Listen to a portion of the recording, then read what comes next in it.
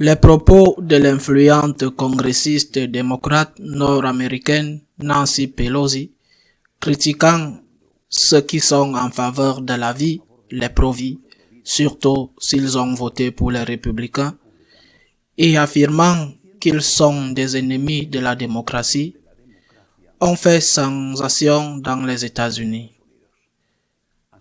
Elle a été répandue par certains évêques, pas seulement des évêques, mais en réalité, cet argument, si tu es en faveur de la vie, tu es antidémocrate, pas antidémocrate du Parti démocrate américain, mais antidémocratie, anti-système démocratique. Cet argument, dans d'autres pays, il y a longtemps que nous l'écoutons et le supportons. C'est Gramsci, le philosophe italien, qui a théorisé, disant qu'on ne pouvait atteindre la domination de la société que lorsqu'on atteignait l'hégémonie culturelle.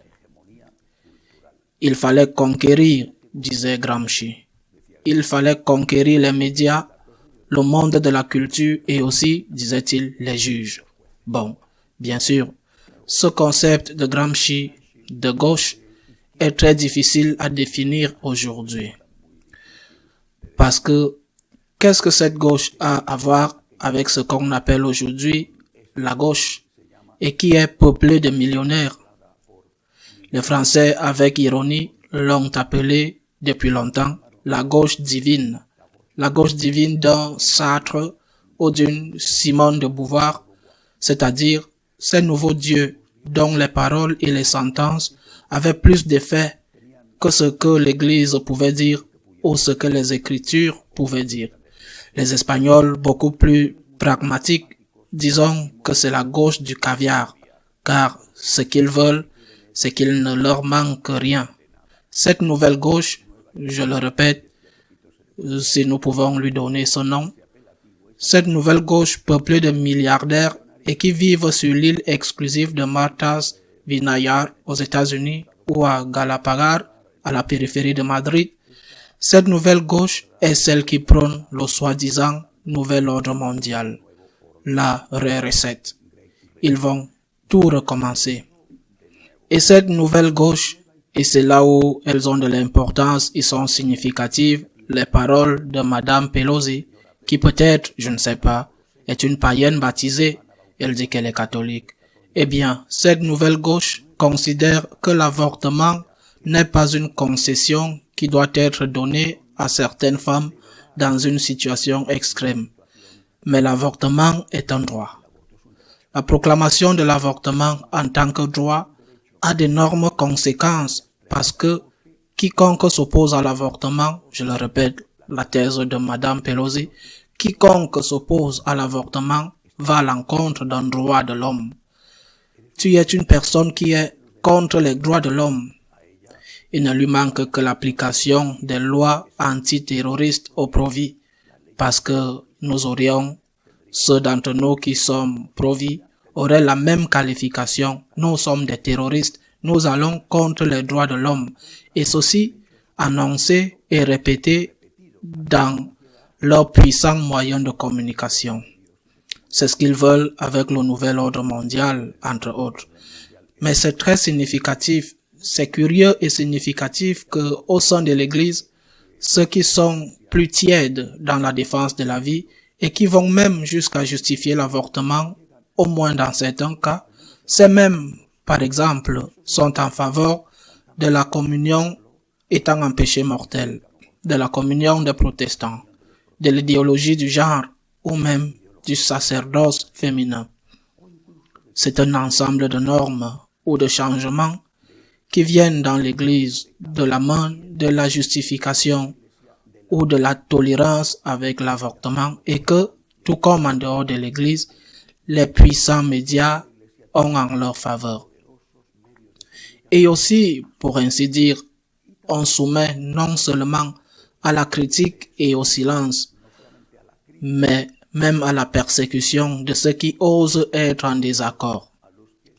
Il ne doit qu'avoir une seule pensée, à l'intérieur et à l'extérieur de l'Église, et celui qui ose s'y opposer et dire que cela ne peut pas être le cas en paye les conséquences, comme vous le savez bien, entre autres, et à titre d'exemple, le cardinal Pell.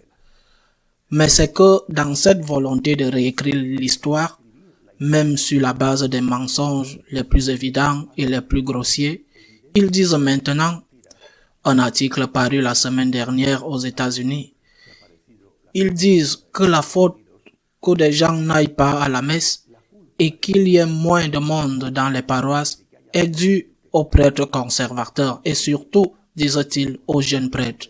Ils sont très préoccupés. Ils ont crié dans la stratosphère parce qu'ils ne croient pas au ciel. Ils ont alors crié dans la stratosphère en disant que c'est horrible que la plupart des jeunes prêtres aient Saint Jean-Paul II comme référence et non le pape François. Ils sont scandalisés et ont déchiré les quelques vêtements cléricaux qui leur restent seulement pour les photos. Ils sont alarmés et ils disent que c'est la faute de ces jeunes prêtres conservateurs si les églises sont vides. Je le répète, c'est qu'ils n'ont aucune honte à réécrire l'histoire en disant comme vérité ce qui est absolument et évidemment un mensonge. Il suffit de regarder la réalité. C'est cette église libérale et progressiste, je le répète, l'église du sacerdoce féminin, l'église de la communion à n'importe qui, aux protestants ou aux partenaires non mariés, l'église qui tolère l'avortement. C'est cette église progressiste, libérale, de gauche, la gauche divine et la gauche caviar. C'est cette église qui vide les temples et non l'inverse. Je le répète, la réalité est là.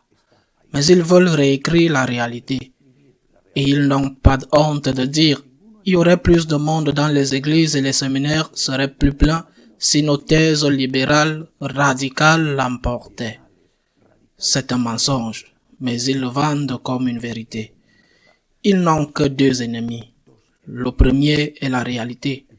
La réalité est très têtue. Vous pouvez dire ce que vous voulez, mais à la fin, la réalité s'impose. La réalité finit toujours par s'imposer. L'autre ennemi, encore plus puissant, est Dieu. Ils croient, ce sont des apprentis sorciers à l'intérieur et à l'extérieur de l'Église. Ils croient qu'ils sont des dieux parce qu'ils ont naturellement cessé de croire en Dieu. Ils sont divins, ils ont cessé de croire en Dieu. Et comme ce sont des dieux, ils pensent qu'ils peuvent faire ce qu'ils veulent et qu'ils peuvent même réécrire l'histoire et réécrire la nature de l'homme. Peu importe, ce sont des dieux.